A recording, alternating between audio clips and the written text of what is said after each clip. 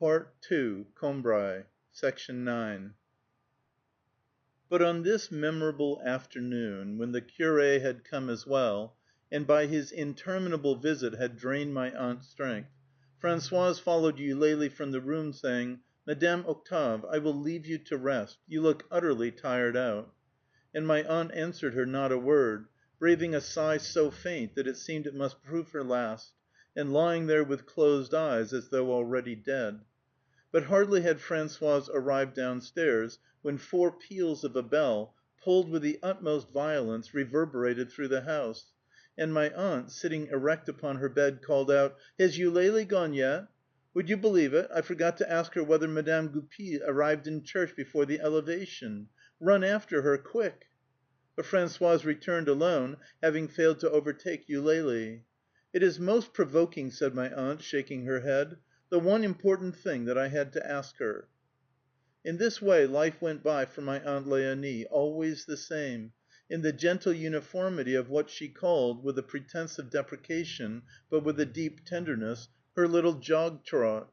Respected by all and sundry, not merely in her own house, where every one of us, having learned the futility of recommending any healthier mode of life, had become gradually resigned to its observance, but in the village as well, where 3 streets away a tradesman who had to hammer nails into a packing case would send first to Françoise to make sure that my aunt was not resting. Her little jog trot was none the less brutally disturbed on one occasion in this same year. Like a fruit hidden among its leaves, which has grown and ripened unobserved by man, until it falls of its own accord, there came upon us one night the kitchen maid's confinement. Her pains were unbearable, and, as there was no midwife in Combray, Françoise had to set off before dawn to fetch one from Thiberzy. My aunt was unable to rest, owing to the cries of the girl, and as Françoise, though the distance was nothing, was very late in returning, her services were greatly missed. And so, in the course of the morning, my mother said to me, "Run upstairs, and see if your aunt wants anything." I went into the first of her 2 rooms, and through the open door of the other saw my aunt lying on her side asleep. I could hear her breathing, in what was almost distinguishable as a snore. I was just going to slip away when something, probably the sound of my entry, interrupted her sleep and made it change speed, as they say of motor cars nowadays, for the music of her snore broke off for a second, and began again on a lower note. Then she awoke and half turned her face, which I could see for the first time. A kind of horror was imprinted on it. Plainly she had just escaped from some terrifying dream. She could not see me from where she was lying, and I stood there not knowing whether I ought to go forward or to retire. But all at once she seemed to return to a sense of reality, and to grasp the falsehood of the visions that had terrified her. A smile of joy, a pious act of thanksgiving to God, who is pleased to grant that life shall be less cruel than our dreams, feebly illumined her face, and, with the habit she had formed of speaking to herself, half aloud, when she thought herself alone, she murmured, "The Lord be praised! We have nothing to disturb us here but the kitchen maid's baby. And I've been dreaming that my poor Octave had come back to life, and was trying to make me take a walk every day." She stretched out a hand towards her rosary, which was lying on the small table, but sleep was once again getting the mastery, and did not leave her the strength to reach it. She fell asleep, calm and contented, and I crept out of the room on tiptoe, without either her or any one else ever knowing, from that day to this, what I had seen and heard. When I say that, apart from such rare happenings as this confinement, my aunt's little jog trot never underwent any variation, I do not include those variations which, repeated at regular intervals and in identical form, did no more really than print a sort of uniform pattern upon the greater uniformity of her life. So, for instance, every Saturday, as Françoise had to go in the afternoon to market at Roussainville-le-Pin, the whole household would have to have lunch an hour earlier. And my aunt had so thoroughly acquired the habit of this weekly exception to her general habits, that she clung to it as much as to the rest. She was so well routined to it, as Françoise would say, that if, on a Saturday, she had had to wait for her luncheon until the regular hour, it would have upset her as much as if she had had, on an ordinary day, to put her luncheon forward to its Saturday time. Incidentally, this acceleration of luncheon gave Saturday, for all of us, an individual character, kindly and rather attractive. At the moment when, ordinarily, there was still an hour to be lived through before meal time sounded, we would all know that in a few seconds we should see the endives make their precocious appearance, followed by the special favor of an omelette, an unmerited steak. The return of this asymmetrical Saturday was one of those petty occurrences, intramural, localized, almost civic, which, in uneventful lives and stable orders of society, create a kind of national unity, and become the favorite theme for conversation, for pleasantries, for anecdotes which can be embroidered as the narrator pleases. It would have provided a nucleus ready made for a legendary cycle, if any of us had had the epic mind. At daybreak, before we were dressed, without rhyme or reason, save for the pleasure of proving the strength of our solidarity, we would call to one another good humoredly, cordially, patriotically, "Hurry up! There's no time to be lost! Don't forget it's Saturday!" While my aunt, gossiping with Françoise, and reflecting that the day would be even longer than usual, would say, "You might cook them a nice bit of veal, seeing that it's Saturday." If at 10:30 some one absent mindedly pulled out a watch and said, "I say, an hour and a half still before luncheon," every one else would be in ecstasies over being able to retort at once, "Why, what are you thinking about? Have you forgotten that it's Saturday?" And a quarter of an hour later we would still be laughing, and reminding ourselves to go up and tell Aunt Léonie about this absurd mistake, to amuse her. The very face of the sky appeared to undergo a change. After luncheon, the sun, conscious that it was Saturday, would blaze an hour longer in the zenith, and when some one, thinking that we were late in starting for our walk, said, "What, only 2 o'clock?" feeling the heavy throb go by him of the twin strokes from the steeple of St. Hilaire, which, as a rule passed, no one at that hour upon the highways, deserted for the midday meal or for the nap which follows it, or on the banks of the bright and ever-flowing stream, which even the angler had abandoned, and so slipped unaccompanied into the vacant sky, where only a few loitering clouds remained to greet them, the whole family would respond in chorus, "Why, you're forgetting! We had luncheon an hour earlier. You know very well it's Saturday." The surprise of a barbarian, for so we termed every one who was not acquainted with Saturday's special customs, who had called at 11 o'clock to speak to my father, and had found us at table, was an event which used to cause Françoise as much merriment as, perhaps, anything that had ever happened in her life. And if she found it amusing that the nonplussed visitor should not have known beforehand that we had our luncheon an hour earlier on Saturday, it was still more irresistibly funny that my father himself, fully as she sympathized, from the bottom of her heart, with the rigid chauvinism which prompted him, should never have dreamed that the barbarian could fail to be aware of so simple a matter, and so had replied, with no further enlightenment of the other's surprise at seeing us already in the dining room, "You see, it's Saturday." On reaching this point in the story, Françoise would pause to wipe the tears of merriment from her eyes, and then, to add to her own enjoyment, would prolong the dialogue, inventing a further reply to the visitor to whom the word Saturday had conveyed nothing. And so far from our objecting to these interpolations, we would feel that the story was not yet long enough, and would rally her with, "Oh, but surely he said something else as well. There was more than that the first time you told it." My great aunt herself would lay aside her work and raise her head and look on at us over her glasses. The day had yet another characteristic feature, namely, that during May we used to go out on Saturday evenings after dinner to the month of Mary devotions. As we were liable there to meet M. Vaunteuil, who held very strict views on the deplorable untidiness of young people, which seems to be encouraged in these days, my mother would first see that there was nothing out of order in my appearance, and then we would set out for the church. It was in these month of Mary services that I can remember having first fallen in love with hawthorn blossom. The hawthorn was not merely in the church, for there, holy ground as it was, we had all of us a right of entry; but, arranged upon the altar itself, inseparable from the mysteries in whose celebration it was playing a part, it thrust in among the tapers and the sacred vessels its rows of branches, tied to one another horizontally in a stiff festal scheme of decoration. And they were made more lovely still by the scalloped outline of the dark leaves, over which were scattered in profusion, as over a bridal train, little clusters of buds of a dazzling whiteness. Though I dared not look at them save through my fingers, I could feel that the formal scheme was composed of living things, and that it was Nature herself who, by trimming the shape of the foliage, and by adding the crowning ornament of those snowy buds, had made the decorations worthy of what was at once a public rejoicing and a solemn mystery.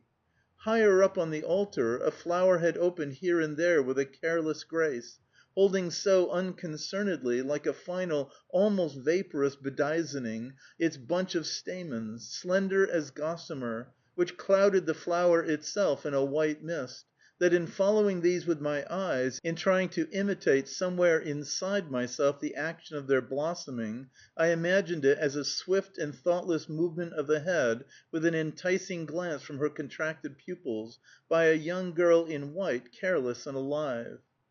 Monsieur Von Toye had come in with his daughter and had sat down beside us.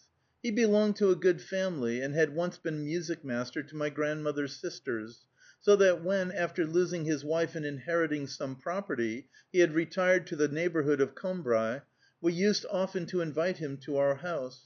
But with his intense prudishness he had given up coming, so as not to be obliged to meet Swann, who had made what he called a most unsuitable marriage, as seems to be the fashion in these days. My mother, on hearing that he composed, told him by way of a compliment that, when she came to see him, he must play her something of his own.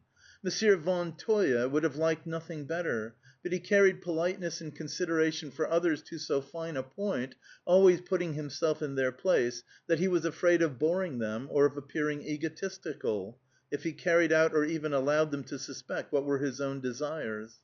On the day when my parents had gone to pay him a visit, I had accompanied them, but they had allowed me to remain outside, and as Monsieur Von Toye's house, Montgevin, stood on a site actually hollowed out from a steep hill covered with shrubs, among which I took cover, I had found myself on a level with his drawing room upstairs, and only a few feet away from its window.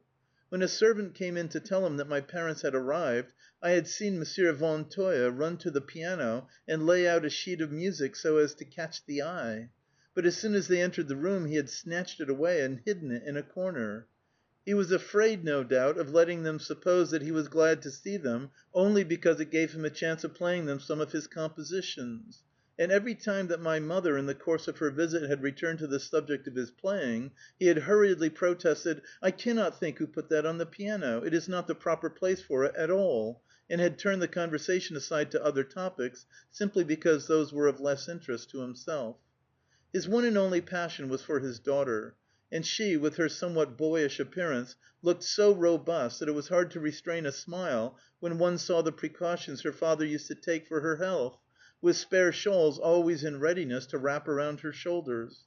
My grandmother had drawn our attention to the gentle, delicate, almost timid expression which might often be caught flitting across the face, dusted all over with freckles, of this otherwise stolid child. When she had spoken, she would at once take her own words in the sense in which her audience must have heard them, she would be alarmed at the possibility of a misunderstanding, and one would see in clear outline, as though in a transparency, beneath the mannish face of the good sort that she was, the finer features of a young woman in tears. When, before turning to leave the church, I made a genuflexion before the altar, I felt suddenly as I rose again a bitter sweet fragrance of almonds steal towards me from the hawthorn blossom, and I then noticed that on the flowers themselves were little spots of a creamier color, in which I imagined that this fragrance must lie concealed, as the taste of an almond cake lay in the burned parts, or the sweetness of Mademoiselle Von Toye's cheeks beneath their freckles. Despite the heavy, motionless silence of the hawthorns, these gusts of fragrance came to me like the murmuring of an intense vitality, with which the whole altar was quivering like a roadside hedge explored by living antennae, of which I was reminded by seeing some stamens, almost red in color, which seemed to have kept the springtime virulence, the irritant power of stinging insects now transmuted into flowers. Outside the church we would stand talking for a moment with Monsieur Von Toye in the porch. Boys would be chevying one another in the square, and he would interfere, taking the side of the little ones and lecturing the big. If his daughter said in her thick, comfortable voice how glad she had been to see us, immediately it would seem as though some elder and more sensitive sister, latent in her, had blushed at this thoughtless, schoolboyish utterance, which had perhaps made us think that she was angling for an invitation to the house. Her father would then arrange a cloak over her shoulders; they would clamber into a little dog cart which she herself drove, and home they would both go to Montgevin. As for ourselves, the next day being Sunday, with no need to be up and stirring before High Mass, if it was a moonlight night and warm, then, instead of taking us home at once, my father, in his thirst for personal distinction, would lead us on a long walk round by the Calvary, which my mother's utter incapacity for taking her bearings, or even for knowing which road she might be on, made her regard as a triumph of his strategic genius. Sometimes we would go as far as the Viaduct, which began to stride on its long legs of stone at the railway station, and to me typified all the wretchedness of exile beyond the last outpost of civilization, because every year as we came down from Paris we would be warned to take special care when we got to Cambrai not to miss the station, to be ready before the train stopped, since it would start again in 2 minutes and proceed across the Viaduct, out of the lands of Christendom, of which Cambrai, to me, represented the farthest limit. We would return by the Boulevard de la Gare, which contained the most attractive villas in the town. In each of these gardens the moonlight, copying the art of Hubert Robert, had scattered its broken staircases of white marble, its fountains of water and gates temptingly ajar. Its beams had swept away the telegraph office. All that was left of it was a column, half shattered, but preserving the beauty of a ruin which endures for all time. I would by now be dragging my weary limbs, and ready to drop with sleep. The balmy scent of the lime trees seemed a consolation which I could obtain only at the price of great suffering and exhaustion, and not worthy of the effort. From gates far apart, the watch dogs, awakened by our steps in the silence, would set up an antiphonal barking, as I still hear them bark at times in the evenings; and it is in their custody, when the public gardens of Cambrai were constructed on its site, that the Boulevard de la Gare must have taken refuge. For wherever I may be, as soon as they begin their alternate challenge and acceptance, I can see it again with all its lime trees, and its pavement glistening beneath the moon.